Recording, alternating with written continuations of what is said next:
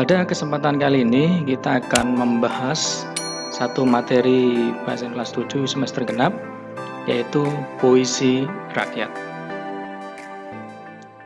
Nah, puisi rakyat adalah sajak atau produk kesusastraan yang digunakan oleh masyarakat sebagai ungkapan atau pernyataan tradisional yang didasarkan pada irama, panjang pendeknya kalimat, tekanan suara, atau sebuah mantra. Itu adalah pengertian dari puisi rakyat.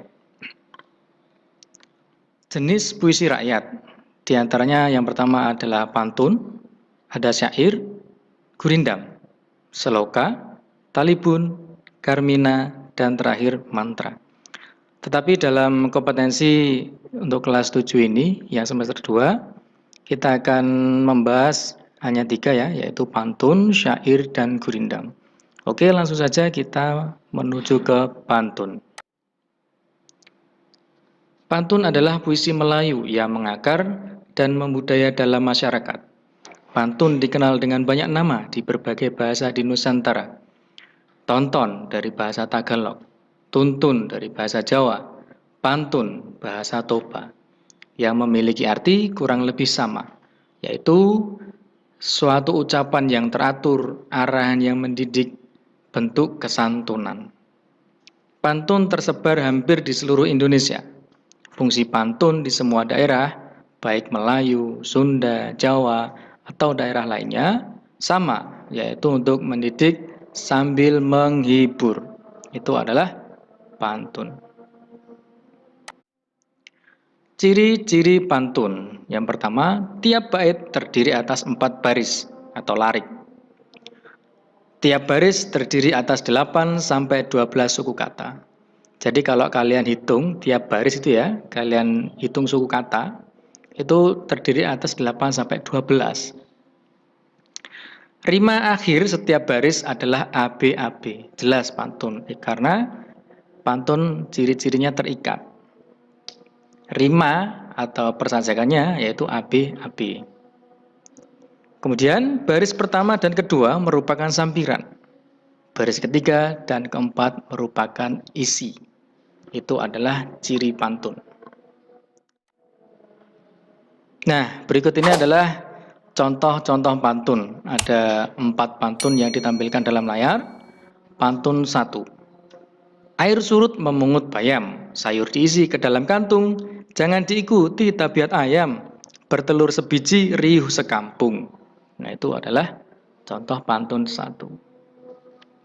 Ini berisi nasihat ya. Jadi jangan seperti tabiat ayam.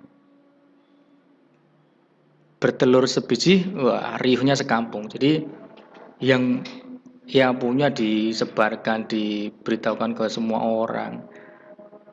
Pamer ya, intinya nasihat jangan riak. Itu adalah pantun 1. Pantun 2. Baik bergalas, baik tidak. Buli-buli, bertali benang, baik berbalas, baik tidak, asal budi sama dikenang. Jadi mayoritas pantun itu paling banyak berisikan nasihat-nasihat, petuah-petuah. Karena memang dulu nenek moyang kita itu sangat senang sekali memberikan petuah-petuah seperti itu. Dan ditulis menjadi sebuah pantun. Pantun ketiga, ikan nila dimakan berang-berang, kata hijau melompat ke kiri. Jika berada di rantau orang, baik-baik membawa diri. Nah, ini juga sama pantun nasihat. Jadi kalau kita berada di daerah orang lain atau kita bertamu, itu kita harus mematuhi adat istiadat setempat, intinya harus sopan dan lain sebagainya, yaitu membawa diri dengan baik. Pantun keempat, akar keladi melilit selasih, selasih tumbuh di ujung taman, kalungan budi junjungan kasih, mesra kenangan sepanjang zaman. Sama, ini juga nasihat. Nah, itu adalah contoh pantun.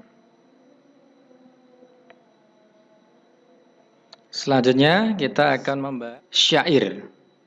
Langsung saja menuju ke syair. Syair sendiri adalah bentuk sastra yang berasal dari Persia. Ya, negara Arab, Persia. Berasal dari bahasa Arab yaitu syair atau syu'ur. Artinya perasaan yang menyadari. Jadi dengan kata lain syair itu adalah bahasa perasaan. Apa yang ada dan dirasakan oleh perasaan atau hati diwujudkan dalam sebuah tulisan syair. Ciri-ciri syair. Yang pertama, setiap bait terdiri dari 4 baris. Satu baris terdiri dari 8 sampai 14 suku kata. Nah, ini kalau kalian hitung sama ya. Kalau tadi pantun itu 8 sampai 12, ini 8 sampai 14, lebih panjangan syair sedikit. Yang ketiga, bersajak a. Bedanya dengan pantun tadi, pantun itu AB, kalau syair a. Kemudian, semua baris adalah isi. Yang kelima, bahasa yang digunakan berupa kiasan. Nah, itu adalah ciri dari syair. Contoh syair berjudul Syair Perahu. Inilah gerangan suatu maddah. Mengarangkan syair terlalu indah, membetuli jalan tempat berpindah. Di sanalah itikat diperbetuli sudah. Itu contoh-contoh syair ya. Nah, ini bisa kalian baca sampai selesai, sampai bait kelima.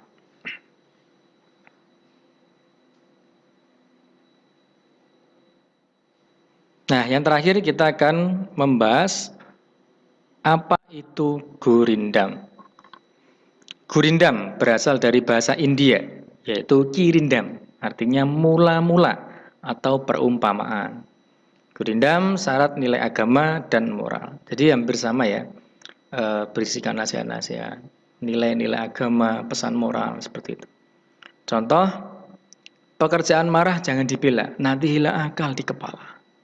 Nah, itu gurindam. Ciri-ciri gurindam. Terdiri atas 2 baris dalam sebait. Jadi gurindam itu berbeda dengan pantun ya. Kalau pantun kan 1 bait terdiri dari 4 baris. Nah, ini gurindam hanya 2 tiap baitnya. 2, kemudian dilanjut bait selanjutnya dan seterusnya. Kemudian yang kedua, tiap baris memiliki 10 sampai 14 suku kata. Yang ketiga, memiliki rima a atau b, c, dan seterusnya. Jadi tiap bait rima akhirnya sama sajaknya. Keempat, merupakan satu kesatuan utuh.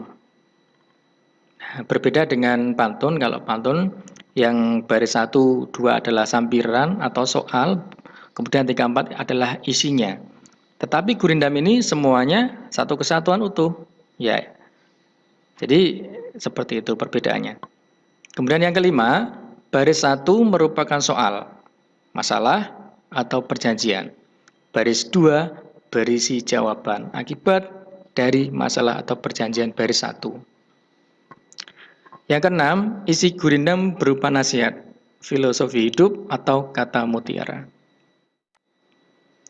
Nah, ini adalah contoh dari gurindam. Jadi tiap bait ada 2, terus ke bawah. Nah, seperti itu. Kemudian di akhir ya, barisnya sama sajaknya. Di sini I, ini juga I.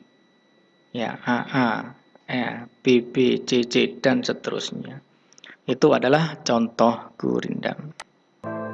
Nah, demikian tadi pembahasan kita mengenai materi yang pertama di semester kedua untuk kelas 7, yaitu tentang puisi rakyat. Semoga tayangan sederhana ini bisa bermanfaat untuk kita lebih memahami apa itu puisi rakyat, kemudian jenisnya, cirinya, dan manfaat untuk kita semuanya.